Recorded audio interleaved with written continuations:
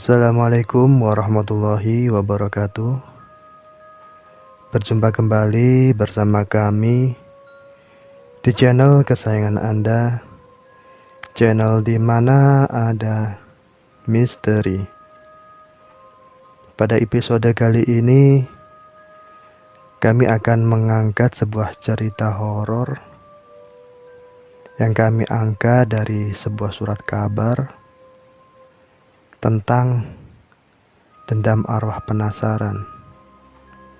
Dan kejadian ini terjadi di wilayah Jakarta. Berikut kisahnya. Karena pergaulan bebas, musibah telah menimpa seorang wanita bernama Entin. Lelaki yang baru dikenalnya telah mengintiminya hingga dirinya hamil. Entin lalu mencari lelaki yang telah menghamilinya. Namun, lelaki itu tidak ditemukan. Hingga akhirnya si Entin pun berputus asa. Hari berganti hari, tak terasa kandungan Entin pun telah mencapai 7 bulan.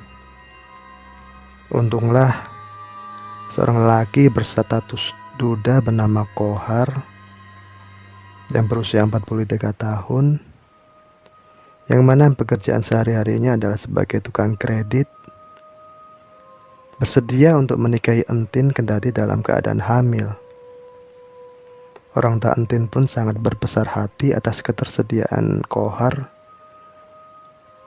untuk menikah dengan anaknya. Hingga orang tua wanita itu mau membantu biaya pernikahannya. Akhirnya, Kohar dan Entin pun menjadi suami istri dan mereka tinggal di sebuah rumah terpisah yang diberikan oleh orang tua Entin. 9 bulan 10 hari, anak yang dikandung Entin pun lahir. Anak itu berjenis kelamin laki-laki. Namun, anak itu ternyata cacat. Kepalanya lebih besar dari badannya. Tangan kirinya pun lumpuh. Sebelah kakinya lebih panjang. Dan dari mulut anak itu tak henti-hentinya meneteskan air liur. Kendati anaknya terlahir seperti itu, Entin sangat menyayanginya. Di usia 40 hari, anak itu diberi nama Kimpul. Kimpul yang idiot itu dipelihara dan dirawat dengan penuh kasih sayang oleh si Entin.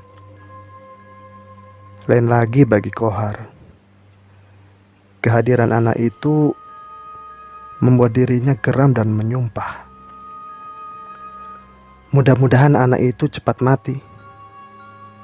Begitu ucap Kohar. Walau dirinya tak menyukai anak itu, namun tidak ditampakkan pada istrinya, yaitu si Entin. Hingga suatu ketika ada keanehan yang terjadi. Sejak anak itu lahir, usaha yang digeluti Kohar semakin berkembang. Hingga suatu malam, Entin pun bermimpi didatangi oleh seorang laki-laki tua berpakaian serba putih. Lelaki tua itu berpesan kepada Entin agar memelihara anaknya sebaik-baiknya. Karena anaknya itu mendatangkan rezeki yang melimpah tanpa harus mencari pesugihan atau menumbalkan korban. Syarat yang menjembatani untuk menjadi kaya dengan cara usaha. Usaha itu tak terbatas. Usaha apa saja, walau usaha kecil, nantinya juga bisa akan berkembang menjadi besar. Keesokan harinya, mimpi si Entin diceritakan pada suaminya, yaitu si Kohar. Suaminya tak percaya kalau anak itu dapat mendatangkan rezeki berlimpah. Malah suaminya sendiri menyangkal bahwa majunya usaha yang digelutinya itu bukan dikarenakan anak itu, melainkan dari dirinya sendiri. Walau Kohar menyanggah keajaiban yang datang dari anak itu, namun di hati kecilnya merasakan adanya dorongan gaib. Dan kenyataan itu selalu disembunyikan oleh Kohar dari si istri. Memang sejak kehadiran anak tersebut, rezeki begitu mudah didapatnya. Peminat yang menghutang dan yang membayar kontan barang dagangannya hampir tak tertampung. Kohar yang semula mengkreditkan panci, kompor, dan barang pecah belah lain, kemudian beralih mengkreditkan TV, kulkas, bahkan sepeda motor. Keuntungannya pun semakin berlipat ganda. Di saat kehidupan Kohar naik daun, datang seseorang wanita yang menggodanya. Dan diam-diam ternyata Kohar menikah lagi dengan seorang gadis di kota Bandung. Sebuah rumah pun dibelinya untuk tempat tinggal mereka. Hal itu memang telah direncanakan dengan maksud apabila di suatu saat dirinya tak kerasan lagi hidup bersama dengan si Entin, ia bisa segera angkat kaki dari rumah itu ke rumah istri barunya di Bandung. Kohar pun mencari-cari persoalan yang bisa mendatangkan keributan. Suatu saat, Kohar pun mengancam si Entin. Kalau si Entin tak mau menyingkirkan anaknya, maka Kohar yang akan pergi dari rumah itu. Posisi Entin pun serba salah. Ia sayang kepada suami, dan di sisi lain dia juga sayang pula pada anaknya, yaitu si Kimpul. Namun ternyata Kohar tidak menginginkan hal tersebut. Perdebatan pun kian hari kian meruncing. Ujung dari perdebatan itu berakhir dengan perceraian. Dan sesuai rencana, Kohar pindah ke tempat istri yang baru, di mana ia mengarungi hidup bersama seorang gadis di daerah di sekitaran Bandung. Dan ia pun meneruskan usaha yang digelutinya. Dalam hidup menjanda, Entin tak dapat mandiri.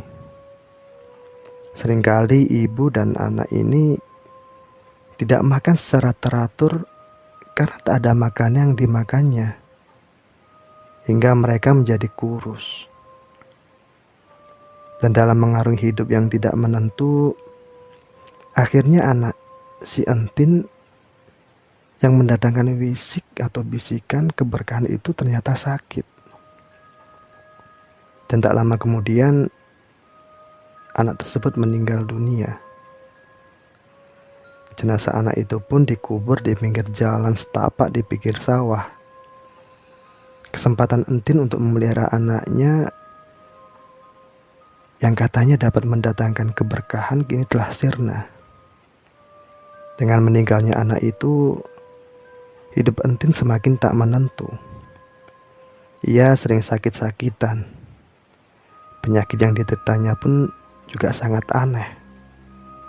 Setiap malam Jumat, perutnya menjadi besar mirip perut seorang wanita yang tengah hamil 7 bulan.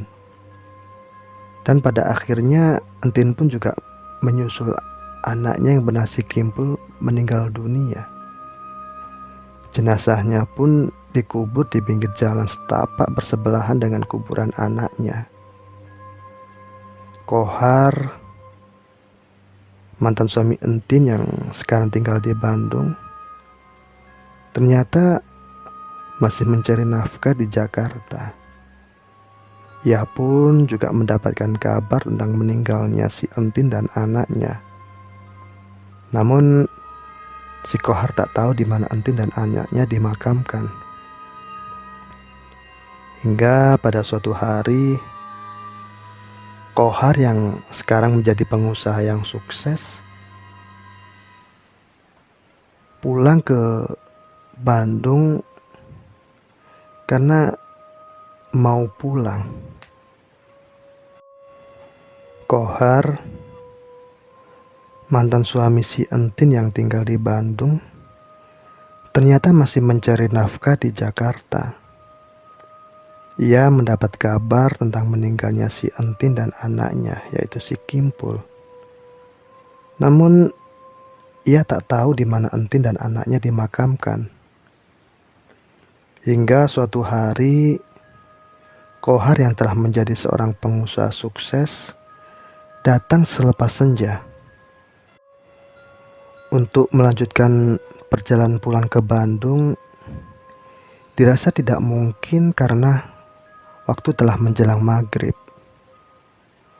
Kohar bermaksud menginap di rumah teman lamanya yang mengontrak di kawasan setempat, yaitu di kawasan tempat kuburan Entin dan anaknya berada. Dan untuk menuju ke rumah kontrakan temannya itu, ia harus melewati jalan setapak karena mobilnya tidak dapat masuk hingga dititipkan di rumah penduduk di dekat jalan setapak itu.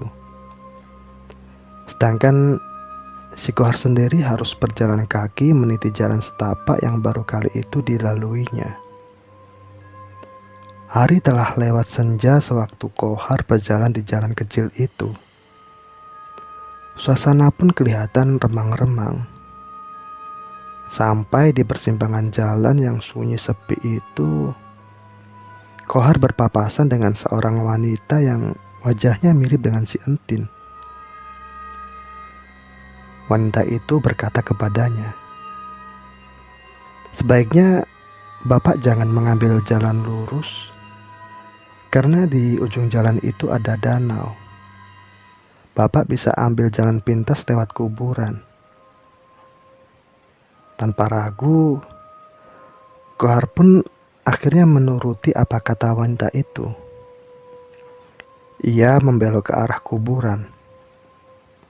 Sampainya di kuburan yang membelah jalan kecil itu, tiba-tiba kaki Kohar terserempat sebuah benda hingga ia jatuh terkelungkup. Kohar menoleh untuk melihat benda apa yang mengait kakinya.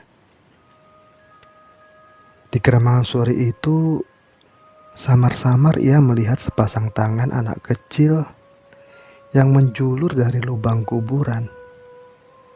Tangan kecil itu tengah memegang kedua kaki Kohar, hingga ia tak dapat berdiri lagi. Belum sempat ia mengamati secara jelas, sepasang tangan anak kecil itu tiba-tiba menarik kaki si Kohar hingga dirinya terseret masuk ke lubang kuburan yang cukup menganga di depan Kohar. Setelah tubuh Kohar tenggelam di lubang dalam itu, tanah kuburan tersebut tiba-tiba kembali rapat seperti semula. Kohar menemui ajalnya di lubang kuburan anak kecil itu, tanpa ada orang yang menolongnya. 2 tahun telah berlalu.